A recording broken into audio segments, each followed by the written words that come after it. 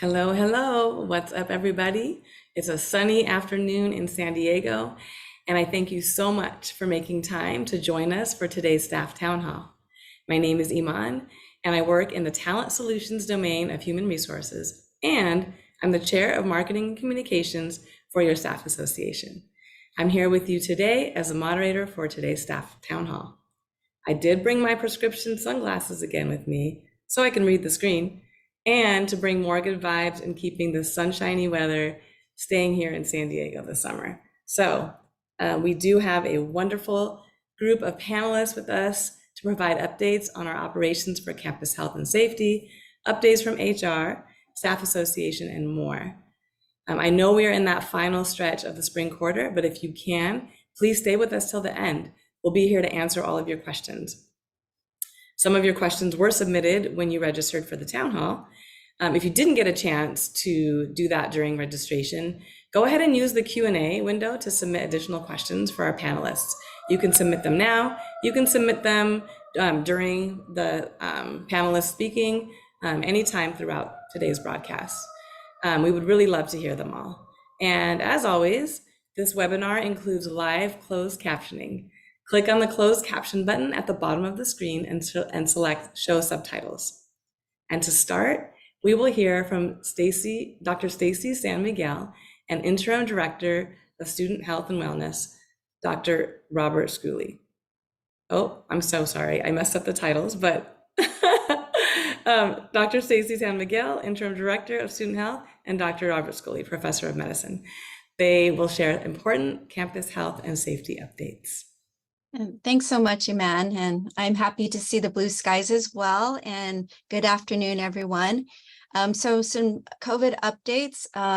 Although the federal funding has been ended, we still have COVID among us. So I encourage people to continue good, healthy habits and good hand hygiene and all that. In terms of the amount of testing that the employees are doing, we're seeing a decrease in the volume of testing. It's averaging around 20 tests per day. And also the number of positive tests are coming down. So these are the tests that our campus knows about. I'm sure that there are other positive rapid antigen tests that are not necessarily reported here, but these trends look positive. Next slide. For the students are actually doing a lot more testing. We're averaging around 60 tests per day. And there are slightly more positives, and there are more positives in the residential campus than in the non-residents. Next slide. So overall, for this quarter, we've had almost 265 student cases of COVID. In terms of the testing type, most of the positives are coming through PCR testing, but there's also a fair number of positive rapid antigen tests. The majority of these people who are testing and are positive are residential students. Many of them are testing primarily for symptoms, or if they've been exposed, or if they're just trying to keep an eye out for if they'd been recently in a situation where they might have been exposed. There have been a few outbreaks amongst the students, 4 confirmed, and there's 1 suspected that's being investigated now. Next slide. So just some updates with regards to COVID. For summer, our campus isolation program that involves the residents that's going to end June 26th. And then after that, all the students will be isolating in place, or they can go off campus if they prefer. There might be some limited emergency housing on campus for students that are at high risk, or if they have a high risk or immunocompromised roommate. We're encouraging everyone to continue with the symptom screener. You only need to use a symptom screener if you don't feel well, or if you're COVID positive, or if you've been exposed to COVID. We are going to continue using the symptom screener for the summer and probably for the fall. That update came through today. So next slide.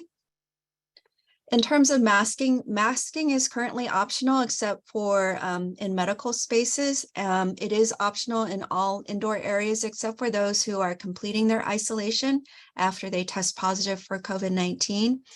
So that's 10 days after they test positive or after they had the onset of symptoms. We encourage those that have been exposed to a known case of COVID to mask for 10 days. And if you're symptomatic, even if you're negative for COVID-19 and you're around others, we encourage you to mask. Just please be respectful of the masking choices of others. Just treat them with civility and respect. Everyone is making the best choice for them and their families with regards to their health. Next slide. In terms of testing, we strongly recommend that students and staff test for COVID-19 if you're developing COVID-like symptoms, or if you've been exposed. The ideal time to test is between 3 to 5 days after the exposure. Vending machine COVID testing will continue to be available. There's a little bit of an update here. So for the rest of the spring quarter, PCR samples are available in the vending machines Monday through Friday. The pickup on those days is at 2 p.m. and on Saturdays at 11 a.m. There's no current pickup on Sundays. And of course, the rapid antigen tests are available 24 hours a day, 7 days a week. Starting in the summer, so starting in July, there is only going to be a PCR test pickup Monday through Friday. And on Monday through Thursday, the last pickup is at 2 p.m. On Friday, the last pickup is at 11 a.m. And there's no pickup of PCR tests on Saturday and Sunday starting July 1st. But rapid antigen tests will still be available. Next slide. So if you have a positive test result, if for staff, please upload your positive test results if you did a rapid antigen test in MyChart. Once this is put into MyChart, the positive test results will notify Occupational Health or COEM, and they will provide further guidance for isolation and also the return to work clearances. And students, we still have them sending their positive results via the email to the public health team or calling. Next slide. And I think I'm going to transition on to Dr. Chip Schooley. Thank you. Thanks very much, Dr. San Miguel. We're just going to shift gears here and move back away from the campus a little bit and try to get a perspective on what's going on with COVID more globally. These two pictures are separated by 3 years. The one on the left is familiar to all of you as the one that depicted some of the early glimmerings of respiratory virus that we first heard about in December of 2019. The picture on the right is a picture of the head of the WHO announcing just a couple of months ago that we were finally ending the pandemic phase of this outbreak and moving to a more endemic phase. From the standpoint of what that means, many of you, next slide, who've been coming to these town halls have been used to seeing this graphic that has depicted the waves of COVID cases either here in California or around the world. And what you can see is this graph actually ends on April 5th. And the reason for that isn't that it wouldn't have been nice to have shown you more recent data. It's that the data are no longer maintained on the Hopkins website, where most of these data were gleaned, or elsewhere, because case counting has become much less assiduously done, in part because a lot of the diagnostics are moving to antigen-based tests, and the PCR-based tests, which the earlier eras reflected, really don't compare to what's going on from the standpoint of antigen testing, which often don't get reported. Next slide. Instead, what we can get are hospitalizations. These are the number of hospitalizations reported by the CDC to the CDC, and you can see that the number of hospitalizations in the U.S. is actually quite a bit lower than it has been for most of the pandemic. Most people in the hospital with COVID are people who have pre-existing conditions or are older, and there are very few younger people now who are in the hospital as this pandemic has moved forward. Next slide. Now, part of that is because of the evolution in what's going on with this particular virus. This is a table that put together about 3 years ago that lists the coronaviruses that have been emerging into human and other populations over the last nearly millennium. Next. You can see at the top up here, the ones in a red box are 3 coronaviruses that have been in the human population for between 100 and 800 years. These are the coronaviruses that have been circulating and cause mild flu-like symptoms and hit the human population about every 3rd year. and then disappear when the level of immunity in the population has risen to a threshold level, only to come back 2 or 3 years later. What's happening now is SARS-CoV-2 is kind of moving up into that same location on the chart. In other words, causing less severe disease as we develop immunity to this coronavirus, very much along the same lines as we have to coronaviruses in the past.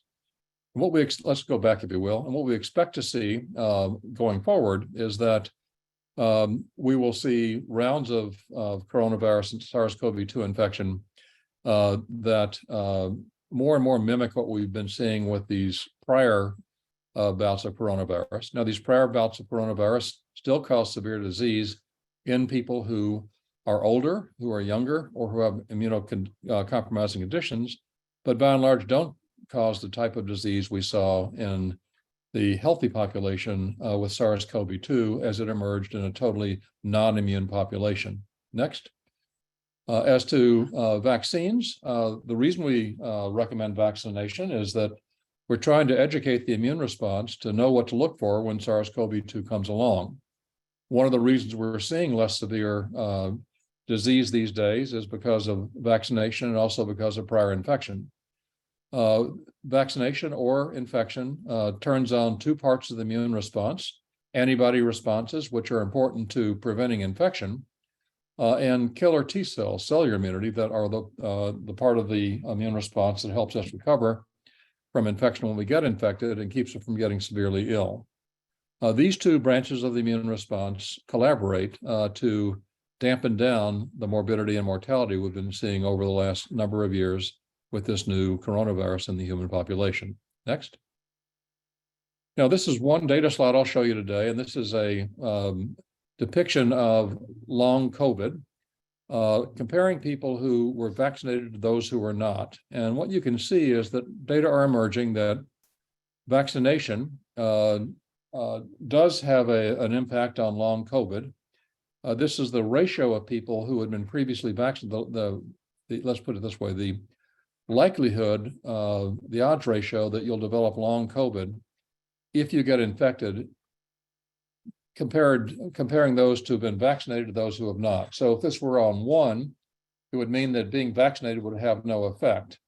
Being over here below 1, between 40 and 60%, between 0.6 and 0.8, indicates the reduction that vaccination seems to add in our ability to reduce the likelihood of long COVID. There are also emerging data that vaccination decreases the rate of intensive care unit admission and death in people who actually get to the hospital. So for people who are at risk for more severe disease, vaccination certainly still has relevance and certainly something that we would continue to recommend. Next. In terms of vaccination recommendations these days, these are the official recommendations from the CDC and FDA. Those who are 6 years and above should get one of the bivalent COVID vaccines, whether or not you've completed the primary series in the past.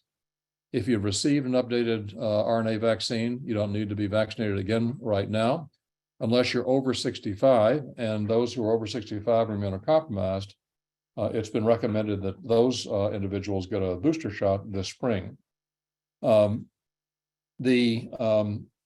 are we going with this? I think we'll learn a lot more over the course of the summer, but the direction things seem to be going is that we'll see updated COVID vaccines brought out every fall, very much like influenza vaccines, that have been made to look as much like the circulating COVID viruses in the population as possible to protect us from the circulating strains. The urgency of being vaccinated is certainly greatest if you're someone who's likely to become ill if you do get COVID, and that remains the same people with who are older, over the age of 60, people who are immunocompromised or with underlying conditions, including renal disease, lung disease, heart disease, and so forth. So please keep that in mind when you make decisions about vaccination. I'll stop here and turn this back over to Iman, and appreciate very much your attendance today. Thank you, Dr. San Miguel and Dr. Shuli. We always appreciate your helpful guidance, recommendations, and the up-to-date information. And actually, I ended up with COVID a couple of weeks ago, and it wasn't terrible, but it wasn't nice. And so it's definitely still around, and I still kind of have some of that brain fog going on. That lasts for a few more weeks. So anyway, I really appreciate hearing all of these updates. Next, we will hear important HR update from our fabulous Chief Human Resources Officer, also referred to as the Crow, Terry Winbush, and it's her birthday month. So just so you know, it's her birthday month. Take it away, Terry. I'll really do the most when y'all introduce me sometimes, I swear. Okay, so hi, everybody. This month's updates, this town hall's updates, gratitude is the name of the game. There is so much to be grateful for. It's Pride Month and Juneteenth is right around the corner. We are so lucky and blessed to be in a place where we can celebrate and honor these important times. Another thing to really reflect on right now is commencement and the major accomplishment this is for our brilliant and amazing students, but also for the parents and our staff who supported them through the journey. Shout out to our staff who take the time to get to know our students, lend a listening ear, and help them through all the challenges that come up during this time in their lives. I know they are extremely grateful. And so I just want to shout out and acknowledge you all. If you have the time, please consider volunteering to help out at commencement. It's a huge event for any of you who have ever been to one anywhere. And volunteers are extremely valuable. Next slide. This is the second year that UC is celebrating Juneteenth. So to learn more about our Juneteenth celebrations and to get more information about the events that are happening, please visit the Juneteenth page. Thanks for putting that in the chat for everyone. Next slide. This is the, it is Pride Month. Happy Pride, everybody. If you are interested in attending the Rainbow graduation or attending the San Diego Pride Parade, please use the links that we're putting in the chat so that you can celebrate our diverse community. The bookstore also has a Pride collection. So I will put the link in the chat. I didn't put that in for my team to put that in the chat, but it's available so you can help spread more representation around the campus, demonstrate your allyship, or just to demonstrate your pride. So please make sure to grab those items. Actually, I'm going to put it in this chat and then they can put it in the big chat for me. Thank you. Next slide. Now, as exciting and life-changing as commencement is, marking the completion of a lot of hard work and all of that, the studies, the finals being finally over, unless you're going to pursue postgraduate degrees, that's a different thing, right? For our super smart ones who want to continue to go to school on purpose. If you are a graduating student, or a graduating student, or someone who knows a graduating student, yes, so all of y'all. And if they haven't found a job yet, or they're looking to jumpstart their career, or just figure it out, right? They should get to know our resources. So they should consider staying and joining UC San Diego as an employed Triton through our awesome employment opportunities, whether it's for a career role or a temporary opportunity. While you figure out what really brings you joy, please reach out to our team and they can help you understand what is available. And so there is a link in the chat to get more information, but please consider those who may just not have it figured out yet, because a lot of us have been there, and they may be able to find some really great opportunity to really stay connected with UC San Diego. Next slide. The end of Return to Learn. I am so happy that we can be at a place where ending the monumental all hands on deck effort of Return to Learn can come to a close. I'm grateful to be a part of a place that took such an innovative approach. Wastewater testing. I mean, who's doing that, right? The COVID test vending machines, and we still have those with the rapid tests available, like Stacy mentioned. The modeling that so many did to help us make informed decisions. The accessibility to vaccines and more, just general information, having CHIP accessible to us, right? Remember, the students graduating right now had a majority of their college education during the pandemic. That's not nothing. Do y'all remember when every week there was new guidance on traveling and testing and masking? Now we don't have to go through that same thing anymore, and hopefully never, ever, ever again. Do y'all remember way back to when we were sanitizing our groceries? We'd get groceries picked up, and then we're at home wiping them down because we just didn't know anything back then.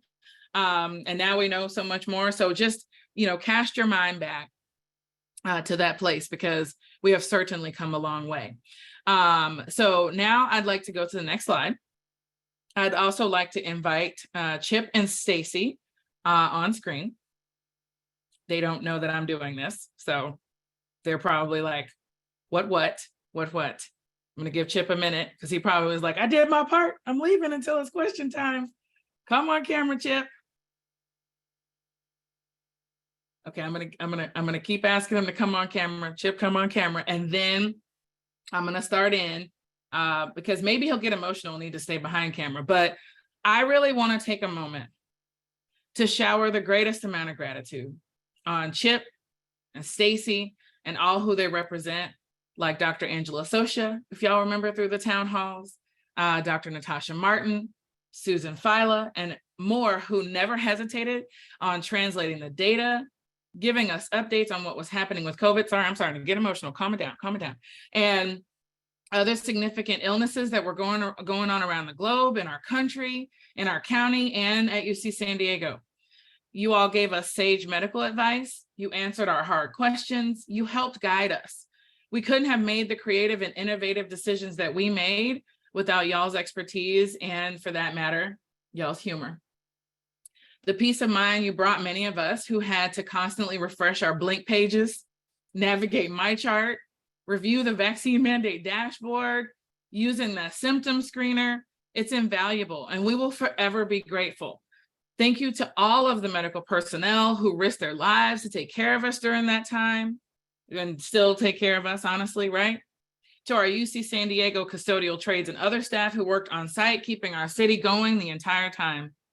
I just want to really just take this moment for all of us, from all of us, to you, Stacy, to you, Chip, and everybody who you all represent, and just say thank you, because y'all are just amazing humans, to just be so positive and to share your expertise with us. And, coming from the, sort of campus side, getting to really work with like medical experts this way, it was so meaningful for so many of us to be able to have that direct line of information to you all. So when I say gratitude was the name of the game, I was not joking. Thank you both. And so I'll just take a moment and let that sit for a second before I move on to any other slides.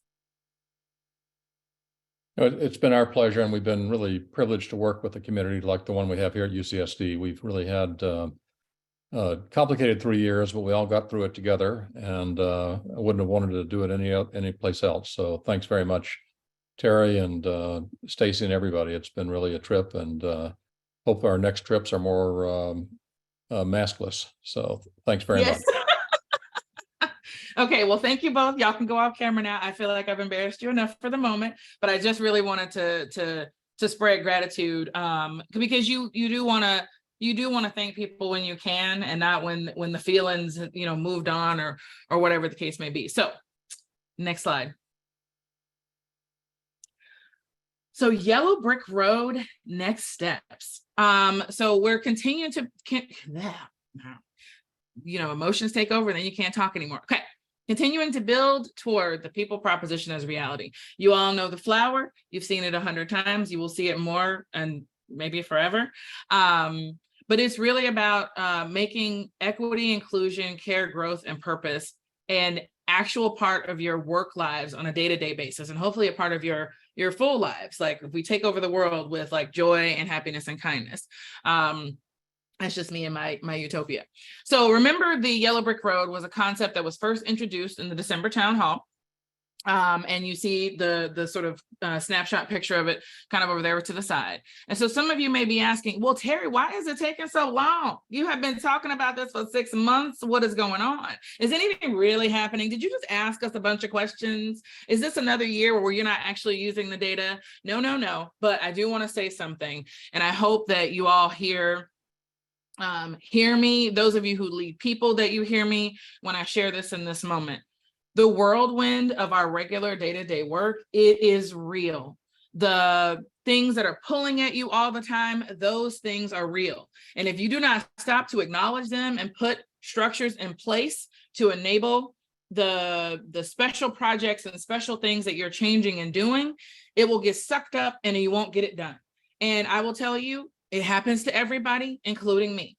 And the Yellow Brick Road was one of many initiatives that I wanted our team in HR to work on and to partner with many of you across the campus to take on. And it was too many things all at the same time. And so that's why it's taking so long. But I'm happy to report out that I did communicate with all the vice chancellors. It might have been just yesterday. This is what happens when the days blend together, about their top 10 and bottom 10 status, if you will. So the ones who are doing super great and they're in the top 10, and the areas that just need a little bit of extra support that are in the bottom 10, I communicated yesterday. So that work is taking off. And then the Idea Wave campaign, we have started to put the communications together to reach out to our awesome Idea Wave campaign submitters. And I cannot emphasize enough how important it is to me to continue to get that continuous feedback. But it's really also important to plan, to make space and time to implement the needed changes based on the information that you all share with me. And so we're going to do better. But I want to own that this has taken a long time and that we're going to be working on those things. But take that moment too, if you're a leader, and are you asking of too many things of everyone all at the same time? Because if you're doing everything, that means you're not really getting the right emphasis on some of those special projects that you're working on. I also want to just, this is the time now where people are having their performance appraisal meetings with their leaders and or with their teams that they lead. And please remember, I said this at the last town hall. I've said it to everybody who would hear me since that last town hall. And I want to say it again to you all who are listening right now. The appraisal is a measure of your performance on the work that your supervisor wants you to do. The importance of what work you are supposed to do versus what you would rather do is critical here. There are a lot of things that you may do that you really enjoy, but aren't what your supervisor or leader wants you to focus on. And they're measuring you on what they needed you to focus on. But at the end of all of that, even after you understand that caveat, please understand that the performance appraisal is not a measure of who you are as a human, even if you are a workaholic, because I know some of you are. And saying, I worked 80 hours last week and I don't understand why I didn't get an E. Working 80 hours isn't the flex that it once was. So A, stop. But B, are you working on the things that your leader wants you to work on? And are you doing them in the way that really delivers on what your unit, your department, and the campus needs to accomplish as a work goal? Those are key things, but none of it is a measure of how good of a person you are, how good of a friend you might be, or anything like that. So please try and separate the performance appraisal rating that you get and the value of who you are as a human being, because they are not one and the same. Next slide. So in our continuing conversations around grace, and what I shared a little bit about the Yellow Brick Road and not, needing to come to terms with not making the right time and space for important initiatives, I had to be reminded during that time when I realized that, and I felt like a giant failure in all the things, that I need to show myself some grace. And thank you to you all who listen to me, who give me my words back so I can have that moment of reflection. And so I'm sharing with you all, I am not grace perfected. None of us are. It's a learning experience every day. I began and I'll continue to share about showing grace to others and yourself because it's not easy. The continuous reminders, examples, and practice will hopefully make it easier for all of you and me. Grace doesn't mean the immediate perfect response. It's intentionally pausing in the face of frustration, misunderstanding, and anger, and being mindful of how your reaction may impact another person. Like, that's real, y'all. The things you say and do really can impact other people, even if they're not necessarily rationally responding from your perspective. Grace can be a quick self-check or calling on your person, the one who will hold you accountable, and saying, this email, this situation, or this assignment is triggering to me because grace is not about assigning blame, but stepping back from your reactivity to remember the way you see a situation is objectively not the only way anyone could ever see that situation. And it's a big challenge for a lot of people to step back and see, especially in moments where it's a little bit more of a conflict. Next slide. Grace is, I have 2 slides on grace. Y'all are like, what? But yeah, I'm telling y'all, gratitude is the name of the game for this one. Grace is recognizing that your personal experiences may drive how you interpret challenges, and frankly, everything for that matter, but in this particular topic, how you interpret challenges that you face or experience. Grace is knowing the difference between intent and effect or impact, and both matter. Be able to express the impact that someone had on you. And I use a quote here as an example. The story I have in my head about you giving step-by-step instructions, you can tell this is someone speaking to their leader on my project, is that you don't think my work is good enough, because that's the narrative that sometimes we might create in our heads based on something that has happened. That may not be what the supervisor or people leader has said to you at all. It's just the story you've created in your head. That sample of the story I have in my head about XYZ is that ABC model allows you to step back and get perspective about your reaction based on past experiences that inform you and who you are. But it also allows the other person to acknowledge the effect or the impact that they had on you. I didn't make up any of that stuff. This is literally actual research and world-renowned authors is where I got this information. And Dr. Brene Brown, I'm attributing to helping you see that model. The reverse, when someone is impacted by you, don't be so focused on your intent that you miss the opportunity to apologize for your impact, because you do care for other humans. I mean, most of you do. I know most of you do. But the intent can be expressed later when it's appropriate so that you can understand each other. I never wanted you to feel that way. That was never my intent. Here's where I was coming from. That just doesn't need to necessarily happen in that moment while the person is feeling very much what they are feeling. I don't share about grace because I've mastered it. Like I said, I am not grace perfected. I share because we all need it. And it's a great reminder for me too, when I'm prepping this information for you all, about the many ways that grace can show up in our lives. Now, back to you, Iman.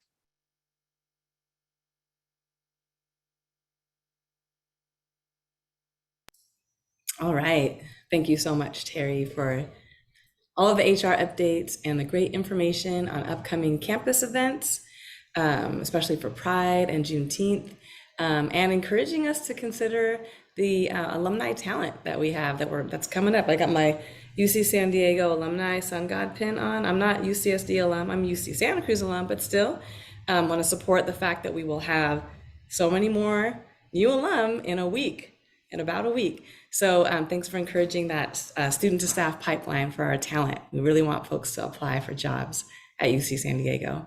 And I always have to thank you for modeling the intentionality of gratitude and grace and how we show up for ourselves and our colleagues.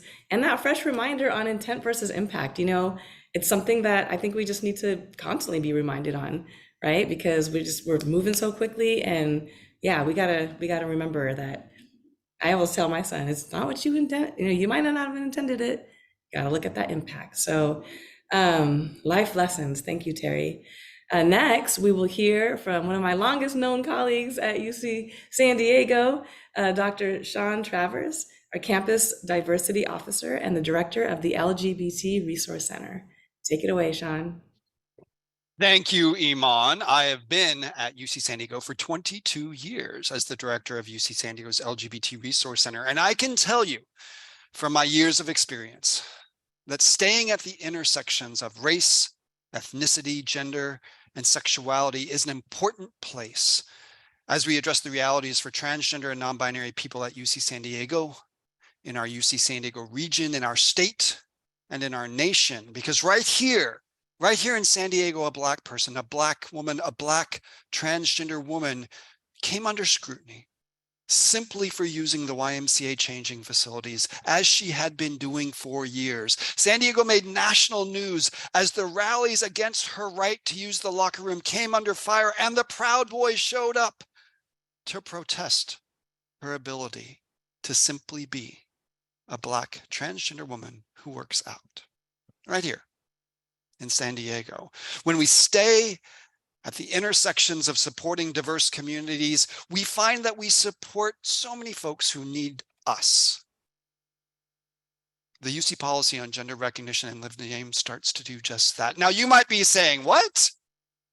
And what can I do? I'm a staff member here at UC San Diego. How can I make a difference in the lives of diverse, transgender, and non-binary people on campus? Friends, I'm here to tell you. UC San Diego has a policy that effectively works to center the needs of diverse, transgender, and non-binary people. And we're going to learn about it today. You're going to see links on the screen for each of the websites I mentioned, and these links will be in the chat as well. Next slide. What can you do? You can learn. We are at an institution of higher education. Learning is part and parcel of our DNA. The first thing you can do is read the policy. That link's in the chat right now. That's number one. And although the policy itself is not identity specific, the community that very often is implicated in the policy is transgender, non-binary, and intersex people. So number two, you can learn about trans, non-binary, and intersex communities 24/7 on demand through the UC Learning Center by following the link that is in the chat right now. And if you are a manager or a supervisor, you can require those you supervise to take this course so they have a baseline understanding of our community. After that learning, there is a course that dives deep into the policy and the implications of the policy. Again, this is available 24/7 on demand through the UC Learning Center. That link is in the chat as well now. And I should mention that the gender recognition, a focus on transgender, non-binary, and intersex awareness is a prerequisite to the training on the UC presidential policy on gender recognition and lived name. What is this policy, you might ask? Next slide, please. Let me give you a quick overview of the policy. First, it officially requires us to add non-binary as an equally recognized gender in all of our systems. Gender as a binary concept, that is men and women, is deeply ingrained into current cultural consciousness. Expanding to include non-binary people not only follows California state law, it also creates psychological and social space for people to exist. You can advance this slide a little bit more. Next, it establishes lived name as the moniker for what some have called preferred name at UC San Diego. Advance the slide again, please. It also expands what most people think of when considering a lived name, which typically is first or middle name, to include last name. It also clarifies that we should be using lived names almost all of the time, and that legal names should be kept confidential and can't be published or displayed. Next slide, please. Let's talk a little bit more about this lived name.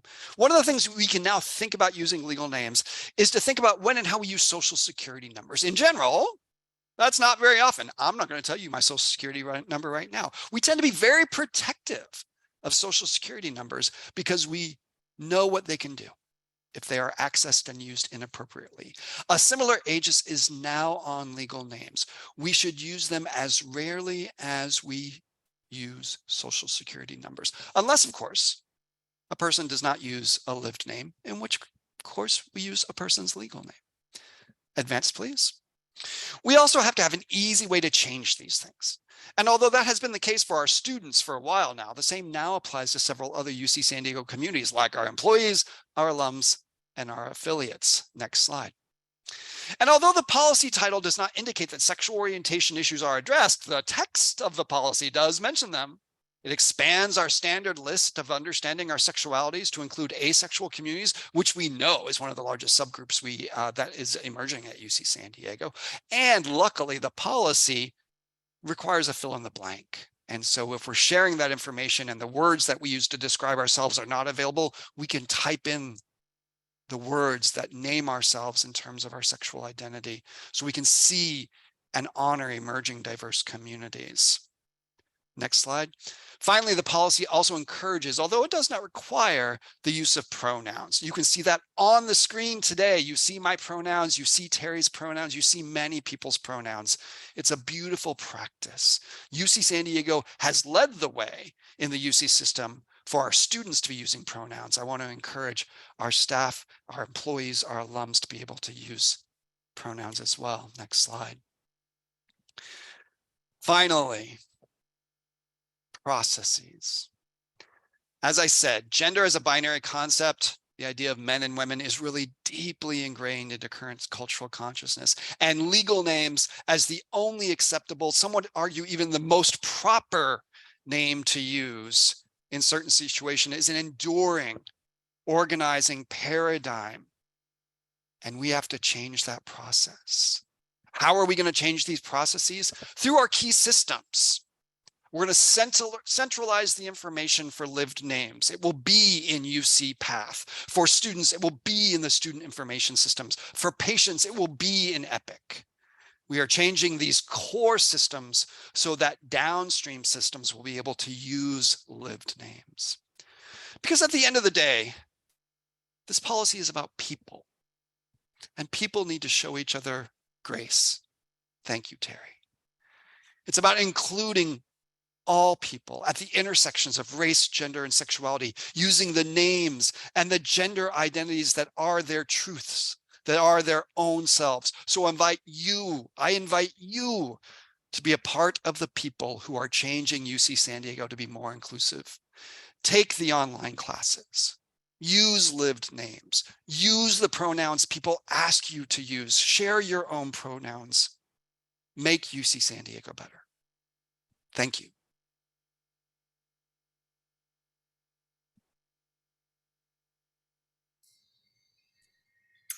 Thank you so much, Sean. Your leadership is unbelievable on this campus, and your call to action in the critical work that we can all do for equity and inclusion in regards to gender recognition and lived names. We really appreciate learning and relearning, reminders on all of the resources, the policies, the required things, and the things that we can do even when they're not required, right? So just thank you so much for all of that. I do believe that the work that we do in our communities, on our campus, in our day-to-day lives, really can make that change and impact our campus culture. So thank you. Next, I'm going to pass it on to Sergeant Sheldon King from the UC San Diego Police Department, also one of my longest known colleagues on this campus. That is right. Thanks, Iman. Sean, you're a tough act to follow. You really are. I am here is for an unfortunate topic, and that is active shooter. I'm here just to pass on information. Our community doesn't really know that we put on a class monthly through HDH for our community to join, staff, faculty, and students at Eucalyptus Point. It's not mandatory, and I'm probably shooting myself in the foot saying this. It's not mandatory for the campus yet. It's voluntary. So you trainers, directors, even employees, reach out to me. My email will be in a text. It's smking@ucsd.edu, or you can reach out to the ASSERT website. ASSERT is the acronym for Active Shooter Survival Education and Response Training. That is the acronym for our training that we provide at the police department. We will reach out to those email addresses and ask for that training. I'd like to thank Amy and Janie for having us here. In addition to the active shooter, we also do Stop the Bleed. I forgot to add that onto this slide. What Stop the Bleed is, it takes too long for the police department, firefighters, paramedics to show up during these events. So we now go around and teach the community how to slow down blood loss and plug up those holes if someone was ever injured by gunfire. As of today, as of this meeting, there have been 280 incidents of mass shootings. So at some point, it's going to reach out and touch everyone one way or another, whether you know someone, whether you have worked with someone. 280 in 2023, and it's getting to a point of ridiculous. So it's past that. So again, reach out to me if you need that training. I also want to thank Crystal Green and her team. They're with FSAP. They will join if they have the staffing. They will join the training. Some of the topics in the training are a little, I don't want to say scary, but they do cause some emotions to come out sometime. And Crystal's staff at FSAP, they're there for that support. So I really appreciate you and thank you. And as a tip for what we teach in the training, in the middle of the, at the bottom of the slide, you'll see the run, hide, fight, and you'll see the person hiding behind the table.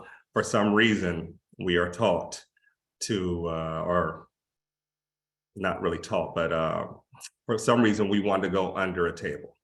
All right, an active shooter, I always say this during every training, an active shooter is not an earthquake, okay? So flip that table on the side, get behind it, use it as a barrier to slow down or stop bullets, or to hide yourself from the shooter. So that's just one of the little tips we teach at the during this training, this active shooter training. And more information is on the website, in addition to the flyer. It's a flyer with all of the information we teach, or the majority of the information we teach during the course. That's on our police website as well. So with that being said, back to you, Iman, and thank you. Wow, thank you, Sheldon, for your encouragement to sign up for this training. While it might not be required, I personally have been through it a few times, and I actually did require it for my teams that were student and public facing. And it is so real and so empowering to have that guidance on what to do if you are in that unfortunate scenario of an active shooter. So thank you for what you do and what you provide. And I just want to second that, encouraging folks to sign one up for your team, your office space, whatever you do on campus is so important. Next, I want to welcome Annika Nelson, our manager of our new craft center, a very exciting place and space. So yeah, I want to hear about the craft center, Annika. Oh, thank you so much, Iman. And I am so delighted to be here. As Iman said, we are we opened a brand new craft center. It's in the heart of the new North Torrey Pine Living and Learning neighborhood in 6th College. We're in the Mosaic building. We are a self-funded campus, a resource dedicated to exploration and the celebration of the creative process. Some of you may remember the original craft center. It was sort of over by where the bike shop is now, and across from the old gym. It was this wonderful little funky space that was started in the 70s by a group of artists and academics. And it was this great resource on campus until 2012. And then it was closed down, but we're back and we want to make sure everyone feels welcome there. We are open for faculty, staff, retirees, alumni, as well as the general public, but staff get a juicy discount. So I really do hope you guys can either come by and check us out sometime. We also have a website where you can look at our different offerings. If we can move to the next slide, that would be great. I don't know. oh yeah. So we love to think of ourselves as helping transform UC San Diego into a destination for all, a place connecting students, alumni, faculty, staff, and friends. It really is designed to be an intersection space. We're purposely non-curricular, so there's really not much connected to stress at the space, we hope. And we have all sorts of different on-ramps for people to be able to try different methods and materials on to see what makes your heart sing, and also to meet people that you might not encounter in your work life. I think one of the most important things that we need to do to maintain grace in our lives is to play sometimes. And we're attempting to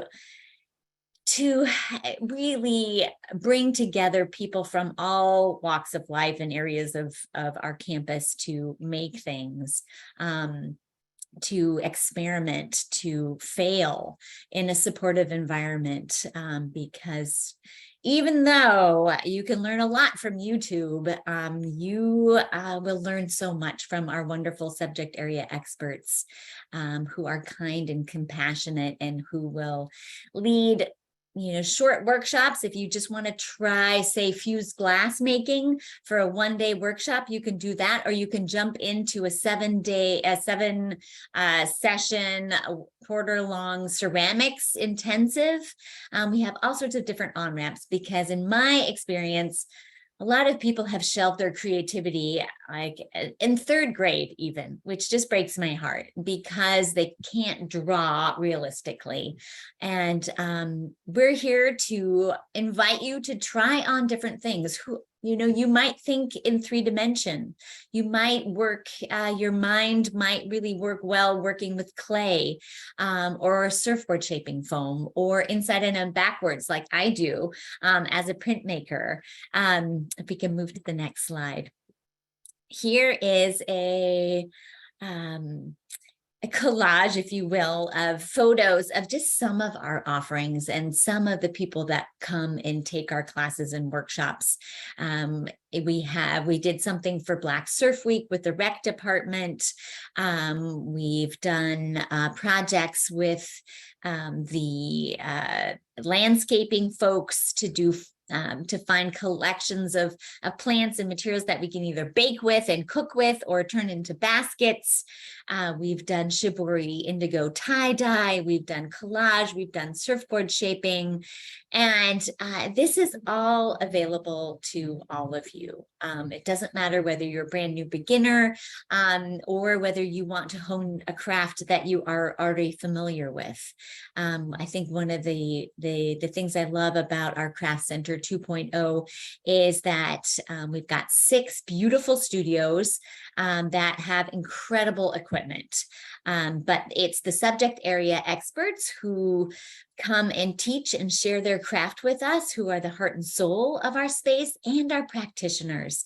It's been wonderful, especially emerging out of this pandemic, to watch sort of new friendships get sparked, new connections. And as we, sort of lived all alone in our Zoom rooms and didn't interact in person as much, we offer sort of an organic structure where people can interact, share ideas, help each other out, encourage each other along, and remember what it's like to interact in person. And I know that sounds sort of silly, but it's been really profound to see that. So we have tons of offerings: ceramics, woodworking, jewelry, mixed media, culinary arts, surfboard shaping, and we do classes, workshops. We do open studio for surfboard shaping and ceramics. For those of you who already know how to do those two crafts,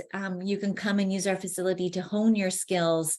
That will be opened up eventually to jewelry and woodworking as we grow our unique creative community. And we also offer team building. So that has been a huge hit with a lot of departments on campus, to come bring your team, spend an hour and a half to 2 hours doing a variety of different projects, and just get your fingers dirty and have fun, and get to know each other in a different way, because there's a lot of hidden talent all over campus. So I invite you to come, check us out. We have our website. We have a newsletter you can sign up for. And we'd love to be a resource with you. We'd love to partner with you. We'd love to collaborate. We would just love to play with you. So thank you. And back to you, Iman. All right. There is no need to hide talent. There should not be ever hidden talents. I love that we share that spunky craft, love for craft together. And, I can attest to how amazing the new craft center is. We had our staff association event there last month. It was packed. Lots of happy, crafty people came through, and Annika and I were talking, and we realized, a lot of staff don't really know about the craft center or know that they can take classes here. So we really encourage you to check it out. Do a little self-care by just getting to be creative. So thank you again, Annika. Next, normally I would be introducing Desiree Hennon as our staff association chair, but Desiree is out today. She is representing us system-wide up in the Bay Area. So I will be doing the staff association updates. Yay! All right, got my slide there. I'm going to switch my screen, and I got to get my glasses on. All right, so the first, we can go to the next slide. The first update I have is actually related to the work that Desiree is doing right now. CUCSA is our Council of UC Staff Assemblies. So each UC campus has a staff association, or sometimes they're called staff assembly. And they get together, and there's people, that are on that council and representing system-wide. So there is a town hall on June 14th. So that is next week. And I know, again, this is the home stretch for the spring quarter. All of us are busy and working away. But the retention group will be presenting their final recommendations. And I think, a lot of us talk about staff retention and losing talent and what that's all about. And so if you want to learn about that and what's kind of happening, the landscape that's happening system-wide, I definitely encourage you to tune in. I got a QR code for you. And of course, the link is in the chat. Thanks to Paul putting them in there for us. And then next, we've talked about, I believe that Terry talked about the Pride Parade, but I wanted to do a little extra emphasis on the signing up to be part of the UC San Diego group that attends the Pride Parade. So again, there is a QR code for your convenience, or you can use the link in the chat to sign up for that. Pride Parade, the San Diego Pride Parade is Saturday, July 15th. Oh, and I accidentally, okay, so next slide. There we go.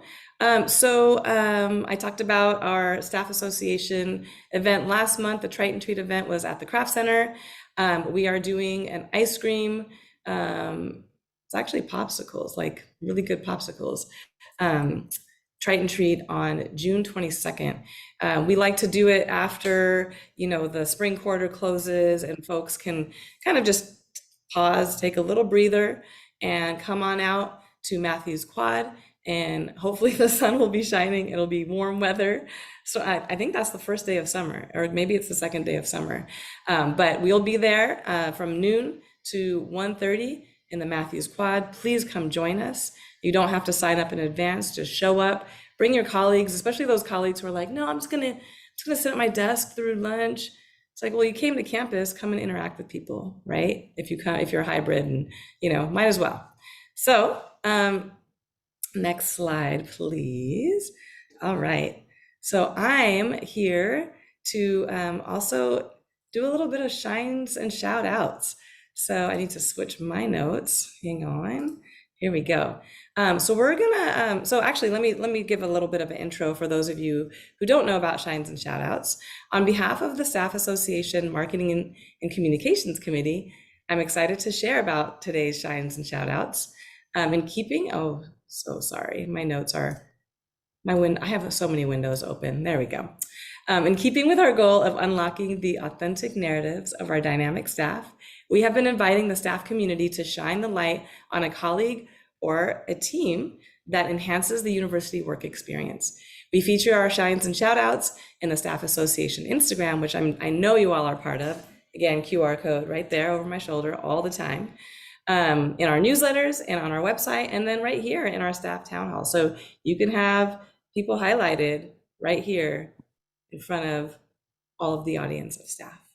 Our first one today goes to Megan Carey. You have a colleague who is giving you a shout out because as the Department of Emergency Medicine Manager, you've been managing up to 3 departments at a time. Your colleague believes that you are the hardest working employee that they have seen in years, and you do it with a smile, complete professionalism, and kindness. They are very lucky to have you. So thank you, Megan. Next, we have Diane Gerling. You have a colleague who is giving you a shout out because as the lead team member, you trained your colleagues in all aspects of your position as a graduate financial support and payroll coordinator, and they really appreciate all the time and effort you took in providing that training. And next we have the ACTRI Operations and Research Services team. You have a colleague who is giving this team a shout out because the ORS team has shifted from a project management focus core to a team that forms the backbone of operations across the ACTRI. Since the pandemic, we've had significant changes in operations, but particularly you have met the incredible demands of university researchers through excellence in process improvement, scaling, business intelligence, administrative operations, project management, and clinical operations, providing the structure for a 60 million plus clinical trial annual portfolio. That's amazing. So if you all want to give a shout out to another staff member at UC San Diego, or you can shine a light, that's why it's called Shines and Shout Outs. You can shine a light on your own experience. Go ahead and head to our website for the form submission. And of course, that link is in the chat. Next slide, please. So something that I don't have actually on this slide, but that's okay, is that you got an email today about the Staff Association elections for our functional based chairs. We have 7 functional based chairs that were open, as you might have remembered the last couple of weeks. We were calling for people to apply or nominate someone, and now the elections are open, so you get to vote. Go ahead and check out that email to read more about it and follow the links in the chat for the voting. And again, I'm just going to always encourage you to join us on Instagram, get involved in Staff Association. If you haven't, I've loved it. I've been involved for the past 2 years, and it's been life-changing for me. Even though I've been on this campus for almost 14 years, the last 2 years have been the most exciting in regards to networking and connecting with colleagues all over campus. So please join us. Hope to see you at the next event. And now we are going, oh, it's me again. I need to take a sip of water. It's time for questions and answers. Q&A. Give me 1 second, I'm gonna switch. All right, so I'd like to invite all of our panelists to turn their videos on. If you haven't already, please turn them on. And again, during the town hall registration, you had an opportunity to submit questions, and we did select some of our most popular questions for the panel today. If you still have a question, put it in the Q&A window right now, and submit additional questions, and we hope to get to them by the end of today. So I'm going to switch over. Lots of windows to navigate. Here we go. That's what we got. All right, Terry. I think you're gonna be on camera. You're gonna be unmuted quite a bit for this session, which is a good thing. So, what is the plan for the COVID testing vending machines? I still see them. What's You happening? do still see them, and you will still see them for the foreseeable future. We have just transitioned those vending machines to being rapid test only. So they will still be available. So you can grab a rapid test and check yourself out if you're having symptoms. And then if you are having symptoms, I know you're slapping a mask on because you don't want to give anybody any of your illnesses, whether it's COVID, whether it's the flu, whether it's the common cold. Don't share that either. There are things you share. This is not the playground for colds though. So don't share those.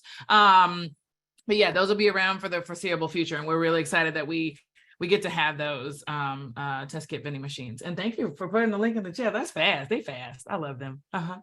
Thank you. I do too. This is magical. These, as you're talking, these links pop up, right?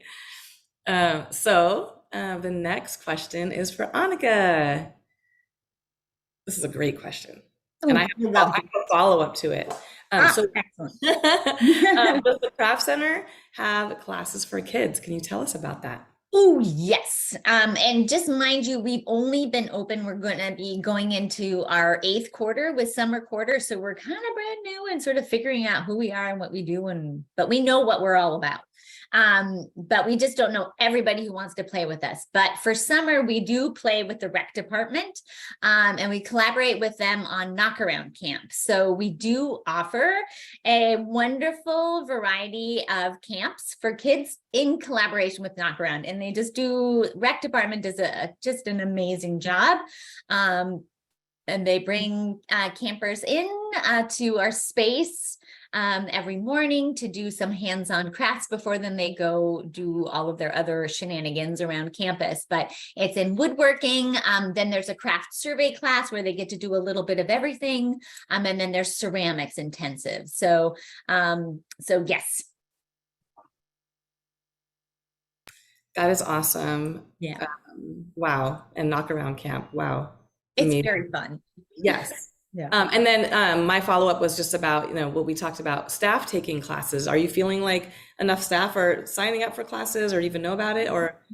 Not yet. I feel like we need to do a lot more with and for staff. Most of our classes are evenings and weekends because of parking situations. But as we all come back to campus and are working more on campus, I would love to activate that space and do lunch and learns, things like that during the daytime when you guys might be able to sneak out and do something fun and rejuvenate yourself and then go back to work. But so some staff definitely are taking classes. A lot of them are doing the department team buildings. So funded by their department, they come as a group to do something fun. So they're coming, but I just want to play with them some more. Okay. Yeah. That's exciting to know that people are doing it as teams. Yeah. A great way to build teams after being, apart for so long during the pandemic. Exactly. Yeah. Well, great. Well, Terry. Terry, what is the plan for flexible work arrangements post-pandemic? Can we go to the Craft Center? Yes, you will go and work in the Craft Center because Annika's energy will always bring you joy. That's the answer. No. So I appreciate this question because it gives me an opportunity to unpack it for you all. Flexible work arrangements existed before the pandemic, and they will exist now that we are after the pandemic. Yes, they were much more fewer and further between, but people work remotely before the pandemic. People had hybrid schedules. before the pandemic, and people had alternative work schedules before the pandemic, and they will continue to persist. People need to understand that this is our world now. This is the world that we work in. We want people to have a really good life and work balance. And yes, I intentionally say life first. You know why? Because life is first. Okay, life is first. And then when you are having life first, all of the work, innovation, and creativity and all that stuff blossoms, and you get to be your best self at work, because the most important thing you recognize as well is that life is first. So I say that to say, people will need to continue, as always and forever. What are the operational needs in their area? What do you actually need from your folks? Take a step back and look at how can you do things differently? How can you be more creatively solving the world's problems that your team and their expertise provides to the organization, the support you provide to the staff or the students or faculty or whatever your expertise and wonderful talents are? As you're thinking about that and setting up your business needs, what does that really mean for what we, how we need to work together? Do we always need to be in every single unit across the entire campus, 8 to 4:30? Well, obviously that's a resounding no. We are a 24-hour operation. There are many people who work at night, and we need to have services available for those people who work at night. We are, people work in the wee hours of the morning, keeping things running behind the scenes.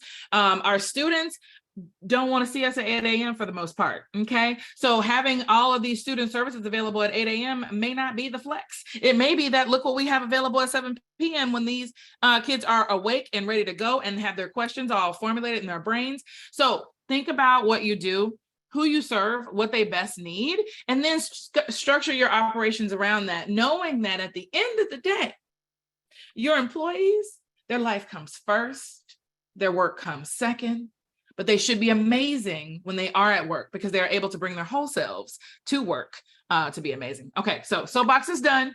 But yes, the shorter answer to the longer question is flexible work arrangements will persist. Thank you.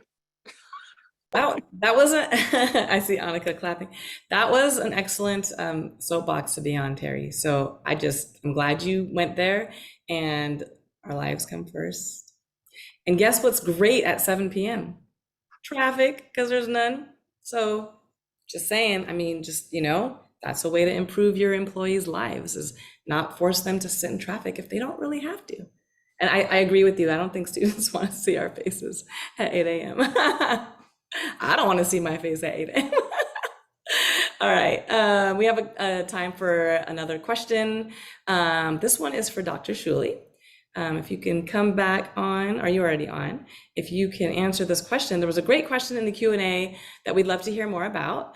And that's about, are there combined flu and COVID shots likely in the future? Is that going to be a thing? It likely will be. There are a number of clinical trials going on now trying to combine flu and COVID shots.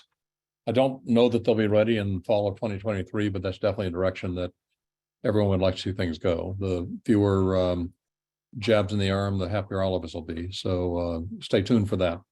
There's no technical reason it can't be done. All right. That sounds great. Okay, and thank you, Amy, by the way, for adding these, the links in the chat associated with the answers to the questions. That's super helpful. So thank you, Amy. And the last question we have time for is for you, Terry. And I like this question. I mean, I might have maybe I asked it. I didn't, but I would. So can we have a summer campus closure like the one in December? Oh, bless the Lord. So, this question comes up every year, right around, wait for it, this time. So let me answer this question. Right now, there is not a plan to have a summer campus closure, because we have students who are attending school in the summer. So they need all of the things to be operating to make their experience work correctly. But I suspect, and I know specifically from talking to some folks individually, that this question is really not about having a campus closure in the summer. What this question is about is they need a minute. They need a minute to step away and not have their email inboxes flooded in the way that you get that break during the winter closure. And so let me share something really quick with you all. Take a vacation. And when I say take a vacation, I mean take a vacation. I tell my team, I don't even count it as vacation unless they take 3 consecutive work days off. Don't come at me. I have vacation day on Friday. Well, yeah, that's what you put in the eco time system, but I don't consider that vacation. That's just a day off where you're going to come back to more emails. That is not joy making. That is not refreshment, providing. That is not nourishing. That is just a day off. What you need is to take 3 consecutive days off at least, and take some time to actually refresh yourself and do something that brings you joy. But let me also offer you a little bit of a tip.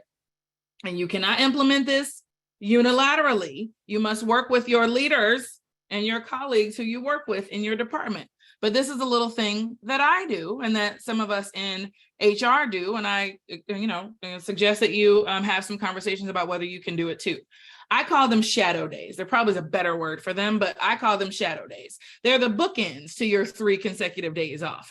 They are days where your out of office is on. No one thinks you're actually working except for your leader and those who are your colleagues or those who can help you get things out that don't come directly from your email box so that you can prepare yourself. You can clear out some things so that when you go off to your vacation, you can enjoy it. And then you have a shadow day on the back end where you come and you deal with all the emails that came in while you were out.